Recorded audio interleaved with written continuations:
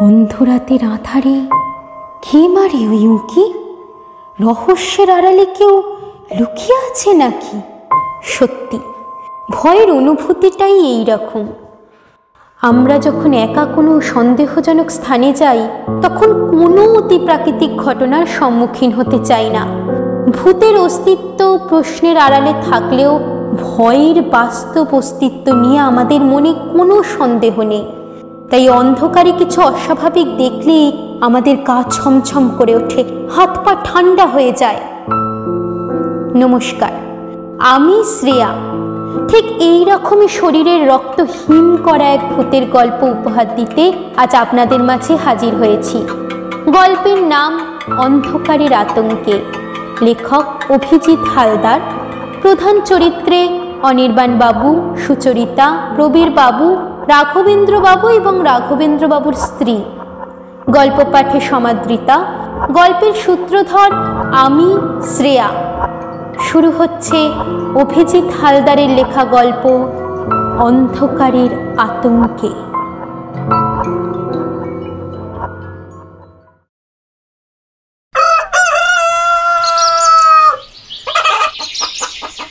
কি বলেন শালাবাবু, আপনাদের বাড়িতে প্রেতাত্মারা বাস করেন? মোটা ফ্রেমের চশমার পেছন থেকে ঢুলুঢুলু চোখ দুটিকে বড় করে বিস্ময় প্রকাশ করে বলেন অনির্বাণ বাবু। তবে আর বলছি কি, এই নিয়ে গ্রামের মানুষদের মধ্যে কম কৌতূহল। আষাঢ়ে গল্প বেঁধে একেবারে ভরিয়ে তোলে তাদের বিকেলের আড্ডা। সেই আড্ডার কিছু কথা আমার কানে এসেছে। ওই যে ঘোষাল মশাইয়ের বড় ছেলে রতন, সে নাকি একবার মাঝরাতে আমাদের বাড়ির ছাদে প্রায় 20 ফুট লম্বা একটি নারী মূর্তি ঘোরাফেরা করতে দেখিয়েছে। গায়ের ওই যে বকাটে ছোকরা, কি যেন তার নাম, হ্যাঁ বনবিহারী, সে নাকি ওই দক্ষিণের ঘরটায় একজনকে গলায় দড়ি দিয়ে ঝুলতে দেখেছে। যত সব বুঝলো কি। নাকশিটকে বলেন প্রবীর বাবু। প্রবীর বাবুর কথায় অনির্বাণ বাবু কতকটা আশ্বস্ত হয়ে বললেন, তাহলে সব বুঝলো কি বলুন? প্রবীর বাবু যেন কতকটা রহস্য করে বললেন, সব কি আর বুঝলো কি জামাই বাবু? আমাদের এই 150 বছরের প্রাচীন বাড়ির কি কম ইতিহাস জানেন তো? অনেক বছর আগে এই আমরা যে ঘরে বসে আছি, এই ঘরেই আমাদের বংশের এক মেয়ে আত্মহত্যা করেছিল। সম্পত্তির লোভে তো কম করে 2-3টে খুন হয়েইছে। সেই সব অতৃপ্ত আত্মাগুলো যাবে কোথায়?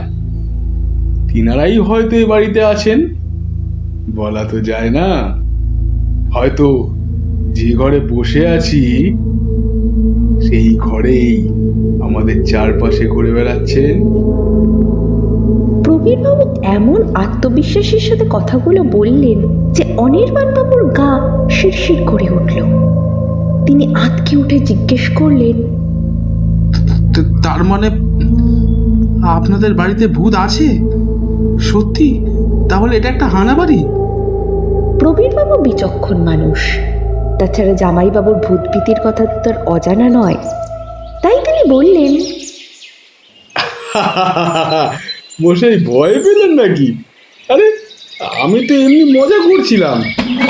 যাই হোক, আমি উঠি, আমাকে বাজারেও তো যেতে হবে।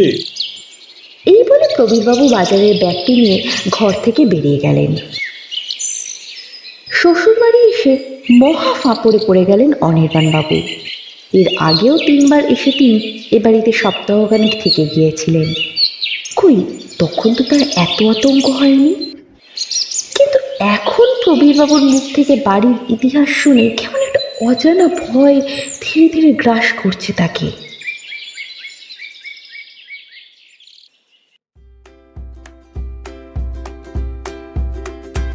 কলকাতায় অতিরিক্ত শান্তির জীবন কাটান অনির্বাণ বাবু।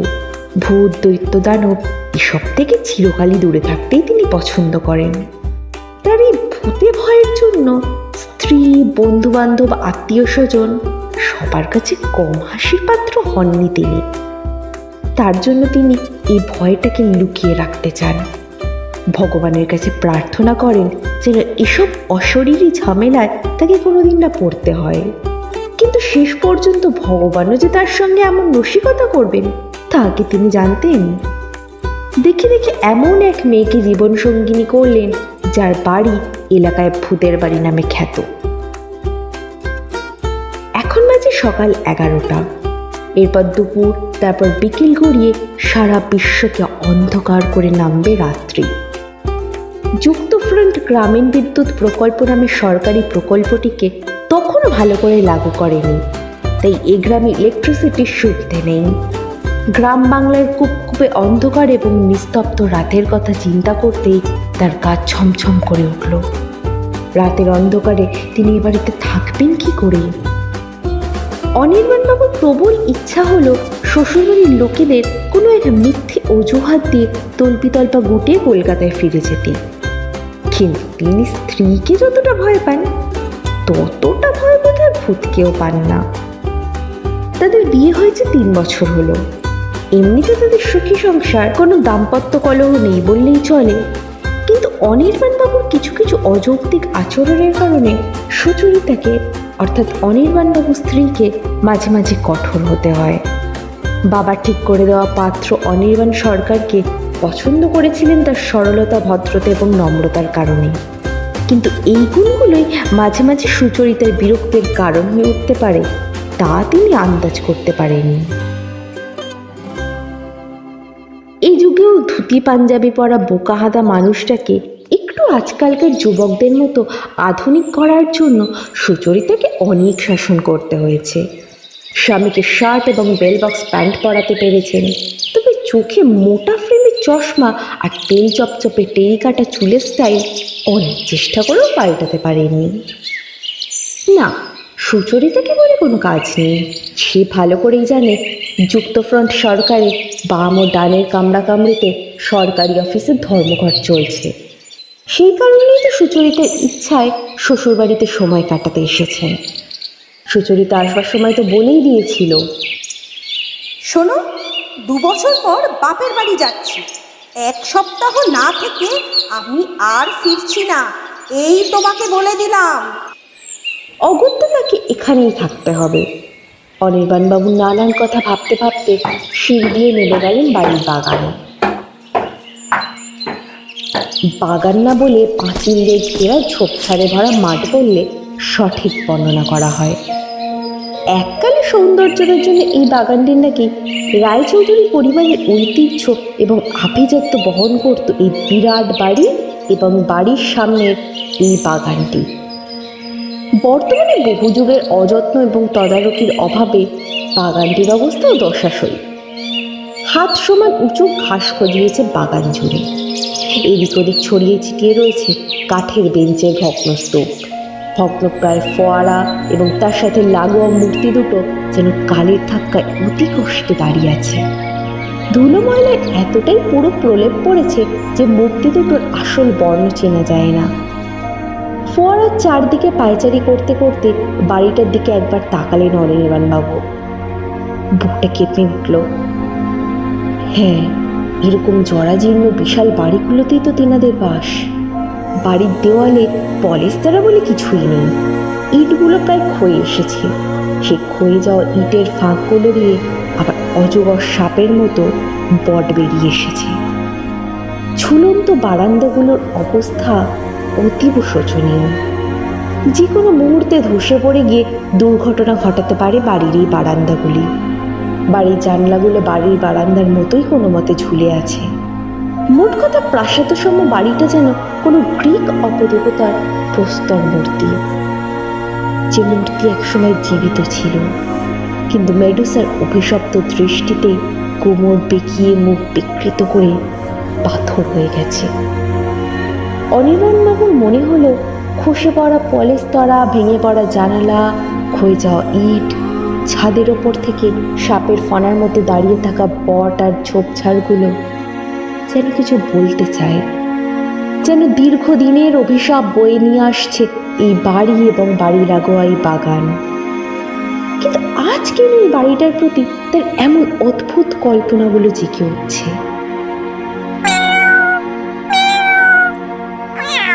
বিড়ালের ডাক শুনে চমকে উঠলেন অনির্বাণ বাবু। ফিরে দেখলেন একটা কালো বিড়াল এক দৃষ্টি তাকিয়ে আছে তার দিকে। আর কোনো সন্দেহ রইল না অনির্বাণ বাবুর মনে। বিড়াল, মূলত কালো বিড়াল। কালো বিড়াল যেখানে থাকে সেখানে অশরীরে থাকাটা অস্বাভাবিক কিছু নয়। এখানে দাঁড়িয়ে কি ভাবছো? স্ত্রীর কণ্ঠস্বর শুনে সংজ্ঞা ফেলল অনির্বাণ বাবুর। এই এমনি, তেমন কিছু না। শাড়ির আঁচল দিয়ে আলতো করে অনির্বাণ বাবু ঘরমাক্ত মুখ মুছতে মুছতে সুচরিতা বললেন, তোমার চোখ মুখ শুকিয়ে গেছে কেন? সুচরিতার কণ্ঠে স্নেহের সুর। অনির্বাণ বাবু ঠোক গিলে বললেন, অনেকক্ষণ ধরে জল খাওয়া হয়নি তো, তাই বোধ হয়। তা জল খেয়ে নাও, তোমার ঘরেই তো জলের পুজো রাখা আছে। হ্যাঁ, এই যাচ্ছি যাচ্ছি। আমি রান্নাঘরে যাচ্ছি। প্রবীর পাঁঠার মাংস নিয়ে এসেছে। আজ মা আর আমি যা রাঁধবো দেখবে। এরপর থেকে কলকাতার রেস্টুরেন্টের মটন চাপও মুখে আর রুজবে না। এই বলে সুচরিতা রান্নাঘরের দিকে হাঁটা দিলেন।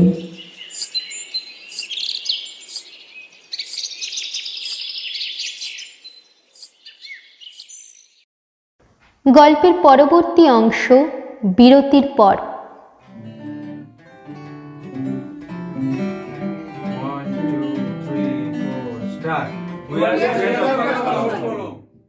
ওয়েলকাম টু কাগজ কলম আর্ট একাডেমি।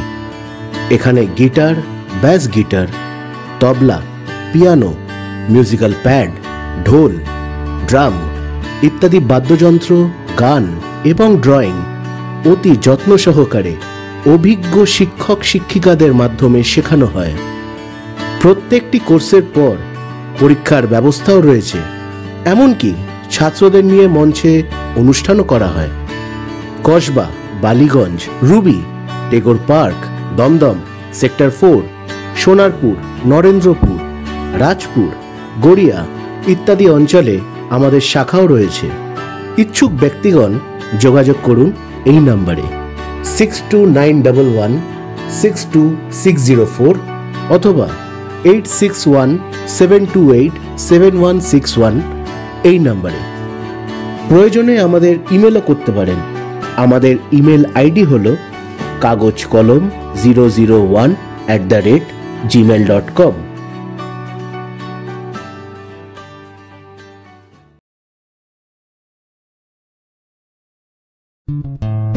নমস্কার, আপনাদের স্বাগত কাগজ কলম আর্ট একাডেমিতে।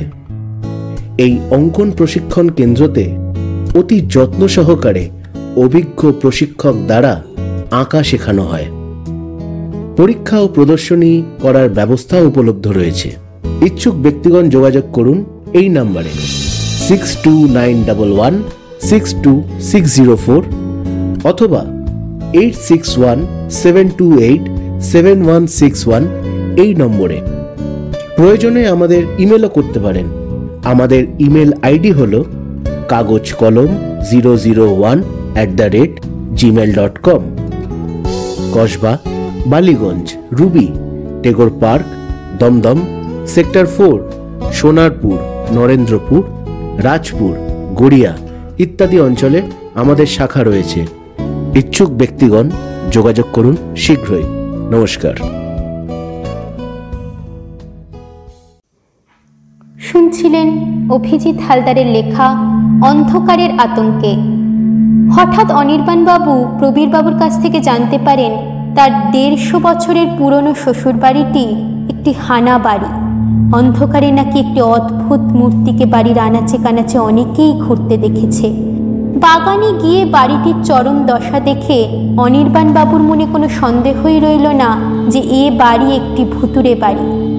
তারপর কি হলো জানতে হলে পুরো গল্পটাই শুনতে হবে। শুনছিলেন অন্ধকারের আতঙ্কে।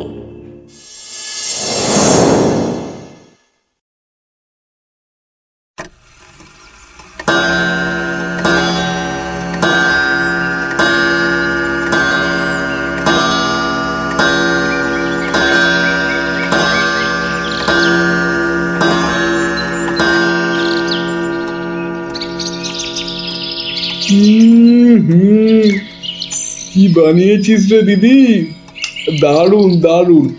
আহা, খেতে খেতে কথাগুলো বললেন প্রবীর বাবু।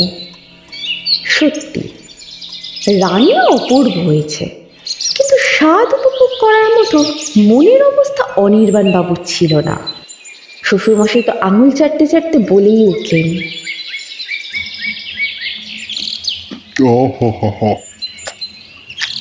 অপূর্ব রান্না, তাই না অনির্বাণ? কথাটা অনির্বাণ বাবুর কানে গিয়েও গেল না। প্রবীর বাবু বেশ বুঝতে পারলেন অনির্বাণ বাবুর মাথা থেকে ভূতের বোঝা এখনো নামেনি। শ্বশুরমশাই রাঘবেন্দ্রবাবু, অনির্বাণবাবু এবং প্রবীরবাবু খাচ্ছিলেন। তাদের পরিবেশন করছিলেন সুচরিতা এবং রাঘবেন্দ্রবাবুর স্ত্রী। বাংলা একটা প্রবাদ আছে, ভাঙবে কিন্তু মচকাবে না। রাঘবেন্দ্রবাবু পরিবারের ক্ষেত্রে এই প্রবাদটি 100% খাটে।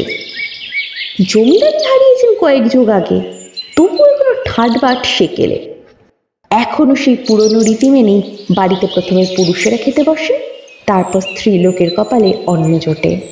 পাতে চাটনি ঢেলে রাঘবেন্দ্রবাবু বললেন, ও, একটা কথা তোমাদের বলতে ভুলে গেছিলাম। আমি আর তোমাদের মা বিকেলে পাশের গ্রামের শ্যামসুন্দরের মন্দিরটা আছে, সেখানে নাম সংকীর্তনের দল এসেছে। সারা রাত কীর্তন শুনে আমরা হয়তো পরের দিন ভোরে ফিরব। তাহলে তোমরা সব বাড়িতে সাবধানে থেকো, কেমন?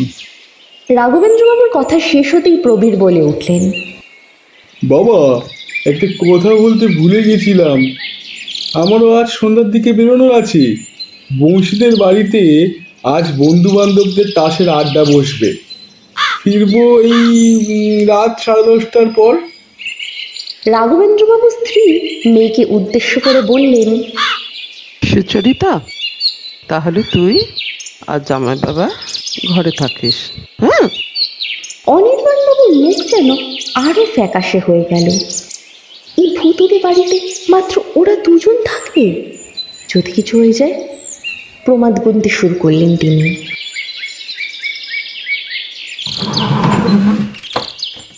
খাওয়া দাওয়ার পর বারান্দায় বেতের চেয়ারে বসেছিলেন অনির্বাণবাবু। সূর্য পশ্চিম দিকে অনেকখানি নেমে এসেছে। তার যদি ক্ষমতা থাকতো তাহলে এক্ষুনি সূর্যটিকে আটকে দিতেন, সন্ধে নামতেই দিতেন না। হঠাৎ সুচরিতা এসে বিনয়ের সাথে বলল, এই শোনো না, তোমার কাছে একটা ছোট্ট অনুরোধ আছে। হ্যাঁ, বলো না, কি বলছিলে? এখানে এসে জানতে পারলাম আমার ছোট্টবেলার বান্ধবী ঝিলিম আমার মতোই বাপের বাড়ি এসেছে। বিয়ের পর ওর সাথে আর দেখা হয়নি। সন্ধ্যাবাতি দিয়ে ওর বাড়ি যাব, রাত 9টার মধ্যেই ফিরে আসব। ততক্ষণ তুমি একটু বাড়িতে থাকো না গো। না, আর্তনাদের মতো শব্দটা অজান্তেই অনির্বাণবাবুর মুখ থেকে বেরিয়ে এলো। মানে না গেলেও তো আজকে হয় না। আজকে থাক না, তুমি এখানেই থেকো প্লিজ। স্বামীর মুখের অভিব্যক্তি বুঝতে পেরে তিনি ভ্রুকুটি করে বললেন, তুমি আবার এখানে ভূতের ভয় পাচ্ছ নাকি? একটু অপ্রস্তুত বোধ করে অনির্বাণবাবু বললেন, কই না তো, আমি আবার ভয় পাবো কেন? মুহূর্তে সুচরিতার মুখে শান্ত এবং নম্র ভাব বদলে গেল। চোয়াল শক্ত হলো, চোখে যেন আগুন জ্বলতে লাগলো। শাসনের ভঙ্গিতে তিনি বললেন, দেখো, এই গ্রামে আমাদের যথেষ্ট সম্মান আছে। তোমার পাগলামোর জন্য যদি আমার নাক কান কাটা যায়, তাহলে তোমার একদিন কি আমার একদিন। অনির্বাণবাবু স্ত্রীর ক্রোধের সাথে ভালোভাবেই পরিচিত ছিলেন, তাই তিনি মৌন রইলেন। মনে মনে তিনি ভাবলেন, অভিনয় যেন মেয়ে মানুষের জন্মগত প্রতিভা। এরা যেন একাধিক সত্তার অধিকারিণী। এই শীতল গাছের ছায়া, থই উত্তপ্ত মরুভূমি, পরক্ষণে আবার শ্রাবণের বর্ষা। সত্যি এরা অদ্ভুত।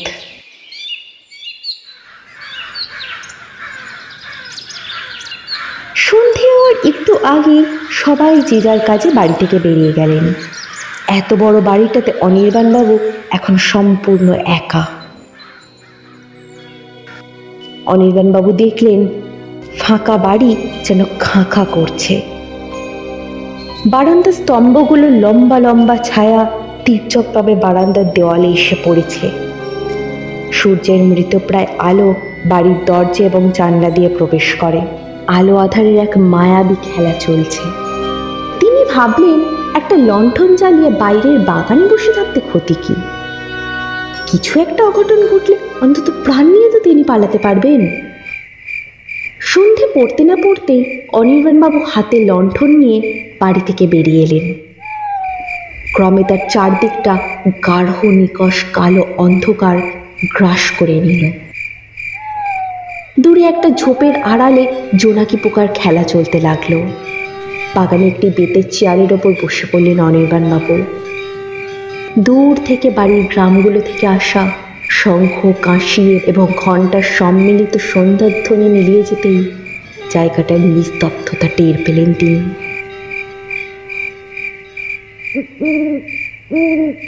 লণ্ঠনের আলোর বাইরের অন্ধকার গাছপালা এবং বাড়িটার অবয়ব দানবের মতো দেখাচ্ছে। এতক্ষণে হয়তো নিশাচরেরা পরিত্যক্ত ঘরগুলো থেকে বেরিয়ে বারান্দায় চলাফেরা শুরু করেছে।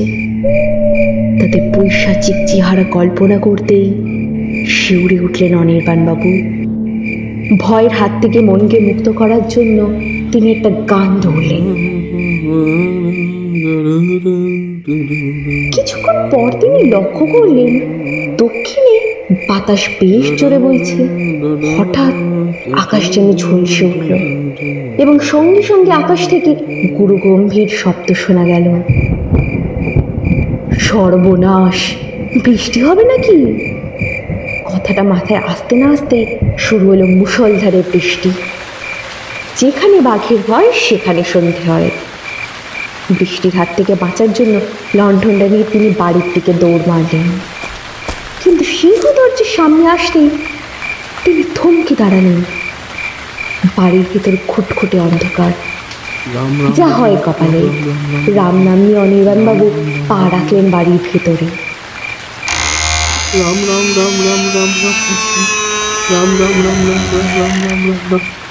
বাইরে চলতে লাগলো প্রবল বেগে ঝড় বৃষ্টি।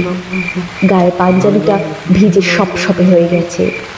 নিউমোনিয়ার ধাত আছে তার, সুতরাং জামা কাপড় না পাল্টালে মৃত্যু অবধারিত। কাপড়ের ব্যাগটা উপরের ঘরে আছে। নিজের ভাগ্য দেবতাকে গাল দিতে দিতে লণ্ঠনটা উঁচু করে এক পা করে এগোতে লাগলেন সিঁড়ির দিকে।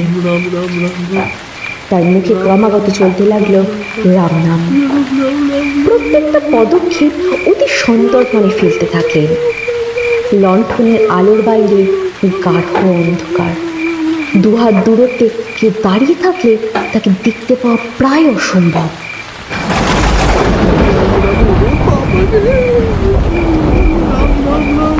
ধারে কাছে কোথাও একটা বাজ পড়লে চমকে ওঠেন তিনি। সিঁড়ি থেকে ওঠার সময় থরথর করে কাঁপতে লাগলেন। হঠাৎ তার ষষ্ঠ ইন্দ্রিয় তাকে টের পাইয়ে দিল এই বাড়িতে তিনি ছাড়াও আরও একজন আছেন।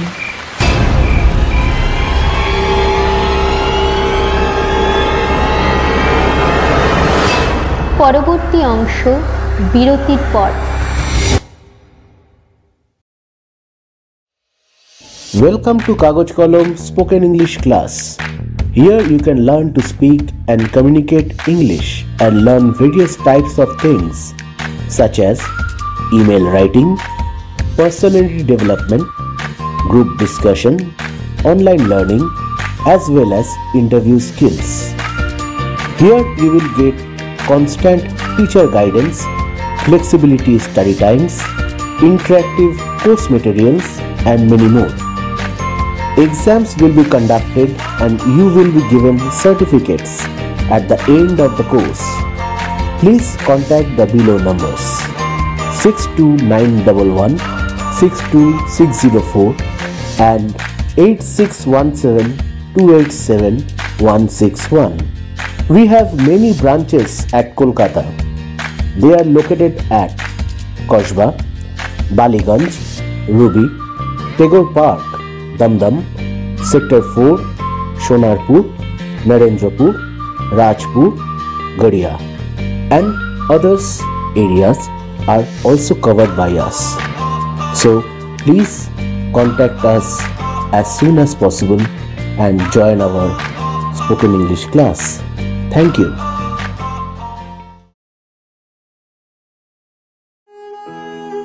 নমস্কার, কাগজ কলম আর্ট একাডেমিতে কবিতা আবৃত্তি এবং গল্প পাঠের ক্লাস আয়োজন করা হয়েছে। এই ক্লাসে মঞ্চ সঞ্চালনা এবং বাক কৌশলও শেখানো হয়।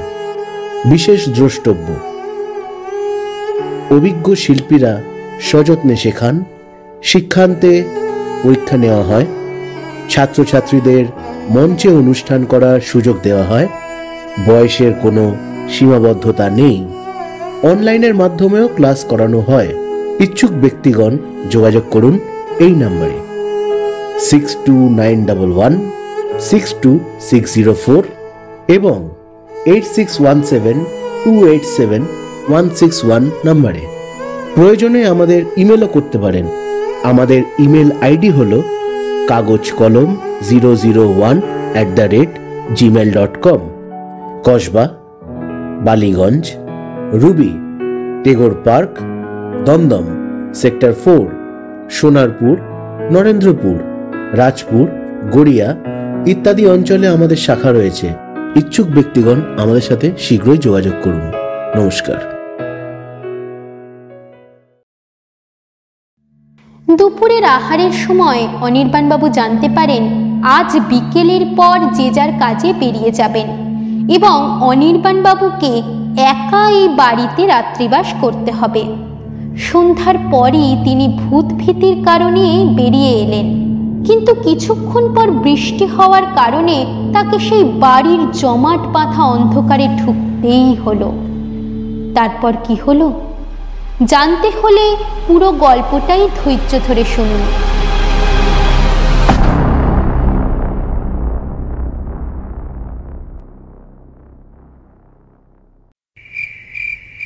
রাম রাম রাম রাম রাম রাম রাম। বার দুয়েক পেছনে ফিরলেন তিনি। না, অন্ধকারে তিনি কিছুই দেখতে পেলেন না। পায়ের গতি বাড়ালেন। রাম নাম এখন চাপা বিলাপে পরিণত হয়েছে। সিঁড়ি দিয়ে উঠে সেই ঘরটির সামনে উপস্থিত হলেন, যে ঘরটিতে বহুকাল আগে একটি মেয়ে গায়ে আগুন দিয়ে আত্মহত্যা করেছিলেন। ঘরের ভেতরের অন্ধকারের আড়ালে কোন ত্রাস তার জন্য অপেক্ষা করছে তা ভগবানই জানেন। 2-3 পা এগোতেই তার ডান পা যেন কোনো ঠান্ডা তরল পদার্থের স্রোত স্পর্শ করল। কাঁপা হাতে লণ্ঠনটা নিচের দিকে ধরতেই তার শির দ্বারা বেয়ে যেন বিদ্যুৎ প্রবাহ চলে গেল এবং সঙ্গে সঙ্গে দেহের সমস্ত রোম দাঁড়িয়ে গেল। লণ্ঠনের হলদে আলোয় তিনি স্পষ্ট দেখতে পেলেন তরল পদার্থের স্রোতটা আসলে তাজা রক্তের স্রোত। আতঙ্কে কাঠ হয়ে দাঁড়িয়ে রইলেন তিনি। হঠাৎ তার কাঁধে কার যেন ঠান্ডা হাত এসে পড়ল। সঙ্গে সঙ্গে অনির্বাণবাবু উন্মাদের মতো চিৎকার করে বজ্রমুষ্টি দিয়ে পেছন ঘুরে চালিয়ে দিলেন এক ঘুষি। ঘুষির আঘাতে অদৃশ্য মূর্তিও ধরাশায়ী। তারপর এক লাফে বেরিয়ে দৌড়ে বাড়ি থেকে বেরিয়ে গেলেন। বাগানে এসে তিনি দেখলেন সুচরিতা প্রধান ফটক দিয়ে বাগানে প্রবেশ করছে। তার এক হাতে টর্চ আর অন্য হাতে ছাতা। বাইরে তখনও গুড়ি গুড়ি বৃষ্টি হয়ে চলছে। অনির্বাণবাবু তার দিকে দৌড়ে গিয়ে উদ্ভ্রান্তের মতো বললেন, ভূত ভূত, পালাও পালাও। সুচরিতা অনির্বাণবাবুর অবস্থা থেকে সবিস্ময়ে বললেন, ভূত কোথায়? অনির্বাণবাবু শুকনো গলায় 2-1 বার কেশে বললেন,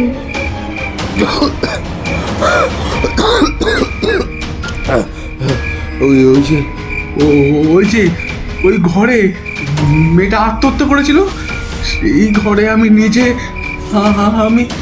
নিজে রক্তের স্রোত দেখেছি। আরে ধুর!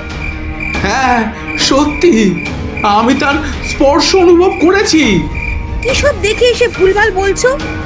চলো দেখি, আমার সাথে চলো, আজ ভূতের 12টা বাজাচ্ছি। এই বলে সুচরিতা অনির্বাণবাবুর হাত ধরে টানতে টানতে বাড়ির দিকে নিয়ে গেলেন। মেঝের ওপর রক্ত দেখে সুচরিতাও প্রথমে আঁতকে ওঠেন, কিন্তু যখন মনে সাহস বাড়িয়ে রক্তের স্রোত অনুসরণ করে টর্চের আলো ফেললেন, তখন তিনি দেখলেন একটা কালো বিড়াল বসে বসে মহা আনন্দে নিজের থাবা চাচ্ছে, আর তার সামনেই পড়ে আছে একটা বড় আধ খাওয়া রুই মাছ। বাকিটা দুজনের অনুমান করতে বেশি সময় লাগলো না। সুচরিতা কটমট করে চাইল স্বামীর দিকে। অনির্বাণবাবু ঠোঁট চেটে একবার হাসার চেষ্টা করে বললেন, এটা নয়, আমার ভুল। কিন্তু আমার কাঁধে সত্যি একজন হাত রেখেছিল, এমনকি তাকে আমি ঘুষি পর্যন্ত মেরেছিলাম। সুচরিতা বললেন, কই দেখি।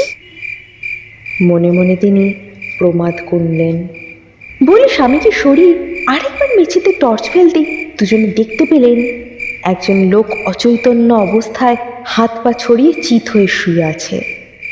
তার নাক দিয়ে তখন রক্ত চুয়ে পড়ছে এবং তার ডান হাতের কাছে ছড়িয়ে রয়েছে এক বান্ডিল তাস। লোকটাকে চিনতে দুজনেরই কোনো অসুবিধা হলো না। লোকটা কোনো প্রেত না, কোনো পিশাচ না, কোনো দৈত্য তো নয়ই।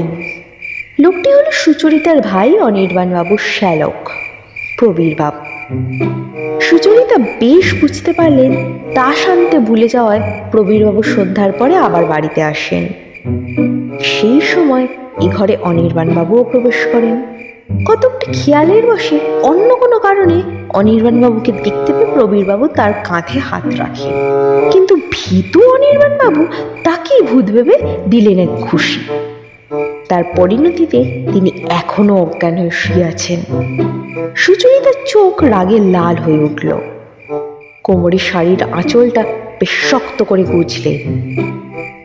তিনি অনির্বাণবাবুকে কিছু মুখে বললেন না বটে, কিন্তু সিঁড়ির কাছে রাখা ঝাঁটাটার দিকে এগিয়ে গেলেন।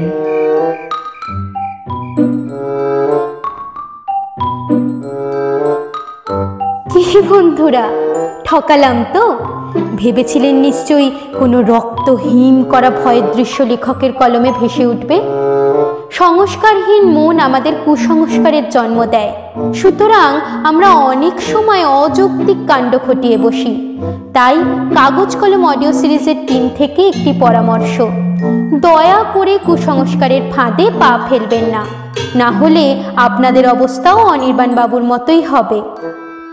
অনির্বাণবাবু, প্রবীরবাবু এবং রাঘবেন্দ্রবাবুর ভূমিকায় অনিকেন্দ্র, সুচরিতার চরিত্রে প্রিয়াঙ্কা, রাঘবেন্দ্রবাবুর স্ত্রীর চরিত্রে ডক্টর সুপ্তি।